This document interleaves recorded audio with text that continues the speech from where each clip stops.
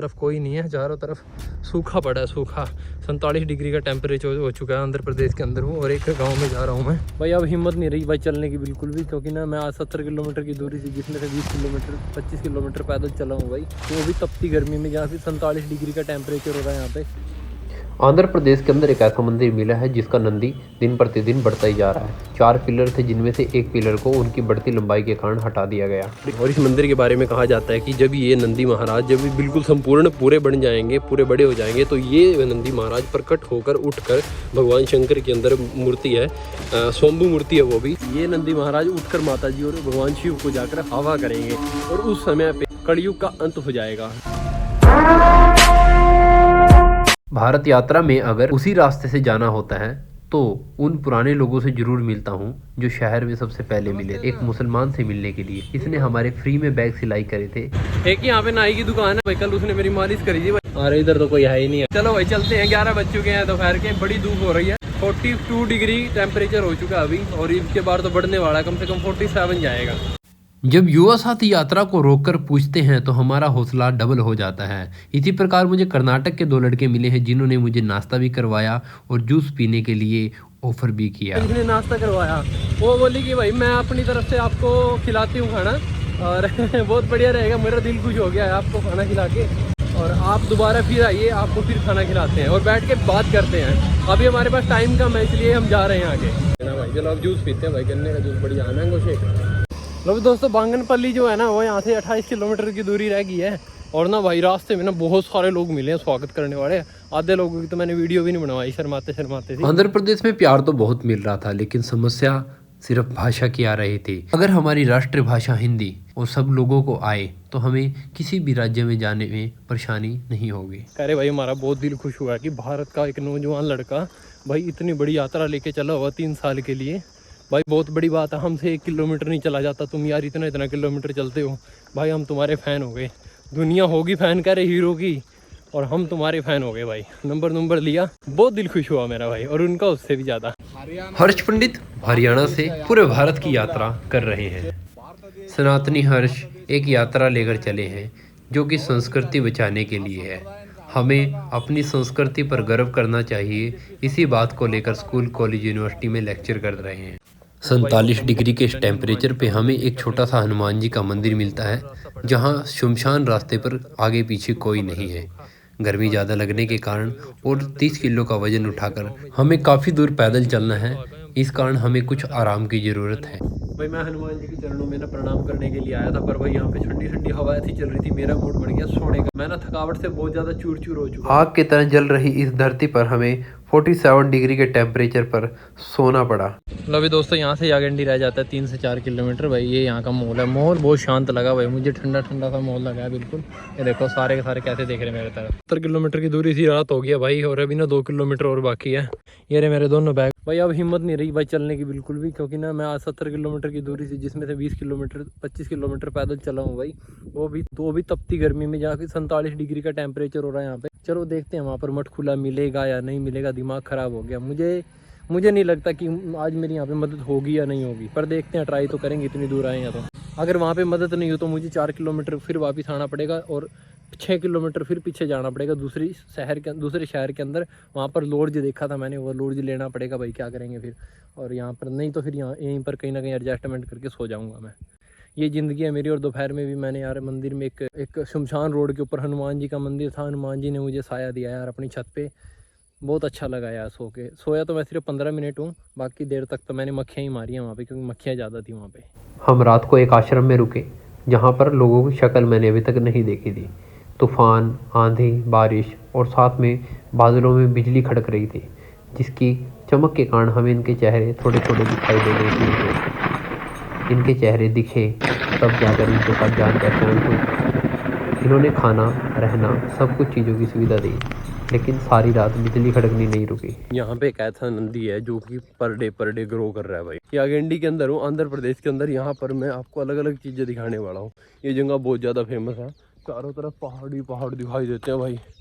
मैं तो रात बहुत ज़्यादा लेट हो गया था, फिर पीछे एक आश्रम है, एक बंदा मेरे को रोड पे खड़ा हुआ मिल गया था, मैंने सोचा चलो इससे बात करते हैं भाई। फिर उससे बात करी तो वो बोला चलो आप आश्रम में आ जाओ। रात में यहाँ पर बहुत जबरदस्त तूफान आया था, खतरनाक बड़ा भाई। हम खाना खा रहे थे, हमारी प्लाट उड़ गई। हमने तो खाना खुना वहीं पे छोड़ दिया भाई। गर्मियों के दिनों में सुबह 5:30 बजे हमने अपना योगा करना शुरू कर दिया। जैसे ही योगा हमारा खत्म होगा, हम यागंटी की गुफाओं में जाकर स्नान करने वाले हैं। पहाड़ियों के अंदर कितने बड़े बड़े महान संतों ने आकर भाई तपस्या की होगी भाई। गुरुजी ने मुझे सिखाया है ध्यान योग करना भाई। उन्होंने मुझे बोला था कहीं पर भी तुम्हें पुरानी पहाड़ियाँ मिले ना, जंगल मिले, वहाँ पर बैठ जाना और अच्छे से ध्यान योग करना भाई, तुम्हें बहुत सारी चीज़ें प्राप्त होगी। लोकल लोगों से बातचीत करने के बाद पता चला हमें मंदिर का रहस्यमय इतिहास। अगस्त ऋषि मुनि ने भगवान वेंकटेश्वर की एक मूर्ति बनाई। मूर्ति बनाने के बाद मूर्ति का नाखून टूट गया। खंडित मूर्ति की पूजा सनातन के अंदर निषेध है, मतलब पूजा नहीं हो सकती। तो भगवान शिव का ध्यान किया गया। भगवान शिव ने कहा यह पहाड़ मुझे कैलाश जैसा दिखाई दे रहा है, इसलिए यहाँ पर भगवान वेंकटेश्वर की नहीं, आप मेरे शिवलिंग की स्थापना कीजिए। जैसे ही अगस्त ऋषि मुनि ने ध्यान किया और धरती से भगवान शंकर और माता पार्वती की स्वयंभू मूर्ति प्रकट हो गई, जिस मूर्ति की आज भी मंदिर के अंदर पूजा होती है। और यहाँ पर इन्होंने उस रहस्यमय बढ़ते हुए नंदी का जिक्र भी किया। मैं ना काफ़ी सारे मंदिरों के अंदर जाता हूँ, मंदिरों के अंदर ना भाई पैसे से सिर्फ इससे ही बात करते हैं। और काफ़ी सारे मैं और भी जगहों पे गया हूँ, वहाँ सिर्फ मतलब पैसे ही चलते हैं यार ज़्यादातर। तो काफ़ी सारे मंदिर है भाई, बहुत अच्छी सुविधा भी देते हैं, मैं सबको गलत नहीं कहता। पर जो आश्रम होते हैं ना, आश्रम तो भाई 100% ना भाई बिल्कुल फ्री ऑफ कॉस्ट होते हैं और बिल्कुल दिल से मदद करते हैं वो लोग, दिल से। वो चाहते हैं कि हमारे पास कोई ना कोई आए, यहाँ पे रहे, आश्रम की फीलिंग ले। सामने इस आश्रम में रुका हुआ था। चलो भाई खाना की तैयारी हो रही है, मैं सही टाइम पे आ गया। आश्रम में एक बूढ़ी माँ मिल जाती है जिनको तेलुगु के अलावा कोई भाषा नहीं आती। इंग्लिश आती है लेकिन थोड़ी थोड़ी। तेलुगु में बात करने की कोशिश कर रही थी, लेकिन मैं तेलुगु में कंफर्टेबल महसूस नहीं कर रहा था। भाई यहाँ पे सामने ने एक छोटा सा तालाब बनाया हुआ है, यहाँ पे मोटर लगाई हुई है। ऐसा बोलते हैं कि ये पानी कहाँ से आता है किसी को नहीं पता है। चट्टानों से गिरा हुआ मंदिर दर्शाता है कि मैं कितना पुराना हूँ। इन चट्टानों से निकला हुआ पत्थर मंदिर में टुकड़ियों में इस्तेमाल हो रहा है, जिससे मंदिर का फर्श लगाया जा रहा है। नंदी भगवान की बढ़ती हुई लंबाई यात्रियों के लिए एक रहस्य था, लेकिन जब हमने इस रहस्य का पता लगाने की कोशिश करी, मूर्ति पर हाथ रखा, तो जिस प्रकार एक नंदी भगवान की जो पीठ पर हाथ रखते हैं वो कँपकँपाती है, इस पर हाथ रखा तो हमें कंपन महसूस हो रही थी। कहते हैं कि एक समय पे बिल्कुल छोटा सा पत्थर था। चारों तरफ जो पहाड़ियों से गिरा हुआ ये मंदिर है, इन पहाड़ियों के ऊपर भी कहीं पर भगवान विष्णु जी लेटे हुए हैं, कहीं पर नंदी भगवान की मूर्तियां ऑटोमेटिक बन रही है। कारण यही है, ये जो आंध्र प्रदेश की धरती है, ये भगवान नंदी का ही जन्म स्थल है। ये नंदी महाराज उठकर माता जी और भगवान शिव को जाकर हवा करेंगे। और उस समय पे जो चोल राजवंश के लोग हुए हैं ना, उन्होंने इस मंदिर की स्थापना करवाई थी भाई। 2 गुफाएं और एक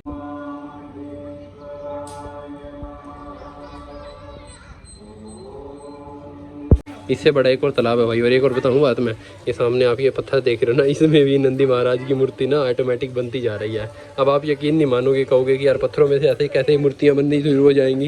तो ये एक ऐसी जगह है जहाँ पर ना बहुत सारे पत्थर हैं जिनके अंदर नंदी महाराज की मूर्ति ऑटोमेटिक बनती है भाई। क्योंकि नंदियाल है ना, नंदियाल का नाम ही नंदी महाराज के उससे पड़ा है, जहाँ से भगवान शंकर को अपने नंदी की सवारी प्राप्त हुई थी। तो ये नंदी महाराज का पूरा एरिया, इसलिए यहाँ पर नंदी महाराज ऑटोमेटिक प्रकट होते हैं। अभी हम ऊपर गुफा की यात्रा करेंगे। हमारे से पहले लोग भी सीढ़ियों पर जा चुके हैं। देखते हैं कितनी गहरी ये गुफा हो सकती है। गुफाओं का इतिहास आज से नहीं, सतयुग से बताया जाता है।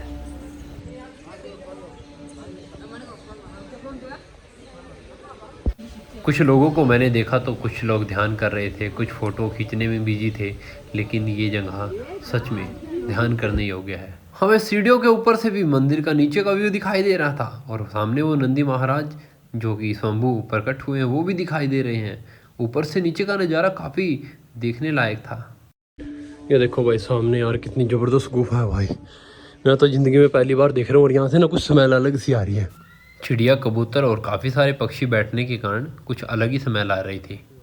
हम यहाँ किसी को जानते नहीं हैं, लेकिन एक मानवता की पहचान लेकर हम ऊपर जा रहे हैं। गुफा काफ़ी ऊंचाई पर है। इसकी एक सीढ़ी की ऊंचाई 1.5 फीट के आसपास है, जिसको चढ़ने में हमें बहुत दिक्कत आ रही है। मज़ा आ गया भाई, दर्शन ज़बरदस्त हो गए। और यहाँ इस मंदिर के अंदर बहुत सारे ऋषि मुनियों ने तपस्या की हुई है। सीढ़ियाँ ज़्यादा होने के कारण हमें 15 मिनट लग गई, और जैसे ही बाहर झाँक कर देखा तो अंधेरा छा गया था। अंधेरे में भी काफ़ी सारे लोग दर्शन करके निकले थे। मैं सबसे पहले आया था और सबसे लास्ट तो में भाई गया। दोस्तों मेरी भी किसी के साथ भी दोस्ती बन जाती। जैसे मैं गया, बातचीत करी मैंने, मैं जैसे ध्यान में बैठा तो वो आपस में बात कर रहे थे, भाई ये तो बहुत बड़ा यात्री है, पूरे भारत की यात्रा कर रहा है। वो तो बातचीत करते रहे, मुझे सुन तो रहा था। और इसके बाद में जब मैंने ध्यान छोड़ा और मैं वहाँ से निकलने लगा तो वो मुझे कहने लगे, स्वामी जी हम आपको ना आपके आश्रम तक छोड़ के आते हैं। तो 3 किलोमीटर की दूरी पड़ती है, तो मेरे को छोड़ने के लिए आए भाई। तो ऐसे मेरी दोस्ती बन जाती है। मैं किसी को कुछ नहीं कहता, हूँ कि मेरे साथ दोस्ती करो या मैं ये हूँ वो हूँ, नथिंग। किसी को कुछ भी नहीं कहना है भाई। अगर आप चुप रहते हो ना तो सब कुछ होता है, अगर आप बोलते हो तो कुछ नहीं होता। ऐसा मैंने फील किया है भाई जब से मैं ध्यान योग करने लग गया हूँ। पावर है इसमें, पावर। अगर आप करना चाहते हो तो कर सकते हो ध्यान योग। सिर्फ मौन रहना है, चुप रहना है, बोलना कम है, क्योंकि बोलने से एनर्जी वेस्ट हो जाती है।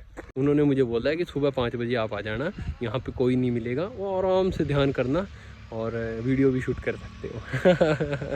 जिन्हें यहाँ पर उमा महेश के नाम से भी जाना जाता है। एक पत्थर के अंदर भगवान शंकर और माता पार्वती की दोनों की मूर्तियाँ बनी हुई हैं। क्या बात है भाई, सुबह के 6 बजे हुए हैं और मैं पहुँच चुका हूँ यंगेटी की गुफाओं। मेरे लिए बड़ा मुश्किल था इन गुफाओं को समझना कि इसका रास्ता कैसे बनाया और ऐसा 2 पहाड़ों को काटा या इसके अंदर रास्ता बनाया, मतलब समझ में आना बहुत मुश्किल हो रहा था। सुबह के 6 बज चुके हैं। स्वामी जी ने रात मुझे अपने आश्रम तक छोड़ा था, सुबह के लिए बुलाया और कहा आज की पूजा आपके हाथ से। बहुत पुराना मंदिर है, बहुत पुराना शिवलिंग है, करीबन 1000-2000 साल पुराना। सोचिए रोज़ मंत्र उच्चारण होते हैं, रोज़ पूजा होती है, कितनी पावर हो गई। गुफाओं में बाबा महादेव ध्यान मुद्रा में बैठे। उसके बाद हम जाते हैं भगवान वेंकटेश्वर की गुफा में, जहाँ पर उनकी वो नाखून टूटी हुई मूर्ति आज भी रखी हुई है, जिसको ऋषि अगस्त जी ने बनाया था। ये तीसरी गुफा जो है ब्रह्मानंद आश्रम है, ब्रह्मानंद गुफा के नाम से। उनके अंदर जाता है रास्ता, चलो देखते हैं। ये गुफा उन 2 गुफाओं से खतरनाक थी और लंबी भी थी। इसका रहस्य है अंदर जाकर ही पता चलेगा। यहाँ पर भी एक बहुत पुराने शिवलिंग है, जिसकी पूजा करवाने के लिए बहुत दूर दूर से लोग आते हैं। और जो इसकी पूजा करवा रहे हैं, इन्होंने भी अपना घर बार छोड़ दिया। भाई सबसे खतरनाक ये गुफा थी भाई, बिल्कुल ऐसे झुक के जाना पड़ा। मेरा बैग भी फंस गया था इसके अंदर। बहुत मजा आया भाई, बहुत आनंद मिला। वो गर्मी बहुत है अंदर भाई, पंखे लगे हुए हैं सिर्फ 2, गर्मी बहुत है। पहले ऋषि मुनि कैसे तपस्या किया करते थे बिना पंखे बिना हवा के।